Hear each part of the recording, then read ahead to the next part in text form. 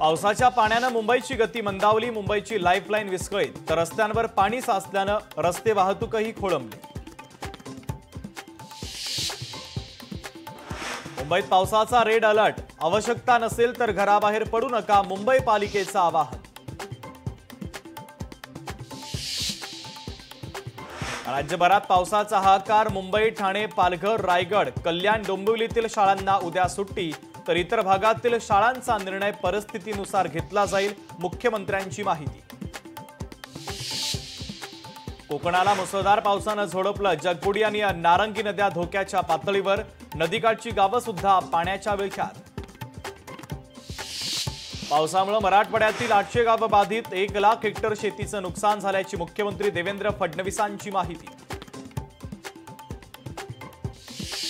वाशिममध्ये 40 वर्षांनंतर मोठ्या प्रमाणात पाऊस। पालकमंत्री दत्तात्रय भरणेंची माहिती, तर पंचनामे करून तात्काळ मदत करण्याच्या दिल्या सूचना। वाशिममध्ये पावसाचा कहर। कांच आणि उतावळी नदीला पूर, नदीकाठच्या गावांना सतर्कतेचा इशारा। बुलढाण्यामध्ये पावसाचं थैमान। पूर्णा नदीला पूर आल्यानं शेतीचं मोठं नुकसान, तर मुसळधार पावसानं जनजीवन विस्कळीत।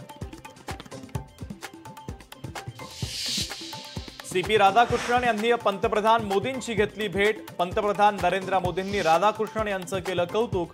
9 सप्टेंबर रोजी उपराष्ट्रपती पदासाठी होणार निवडणूक। इंडियाच्या उपराष्ट्रपती पदासाठी सीपी राधाकृष्णन उमेदवार। ठाकरे आणि शरद पवारांच्या खासदारांनी राधाकृष्णन यांना मतदान करावं, मुख्यमंत्री देवेंद्र फडणवीसांचं आवाहन।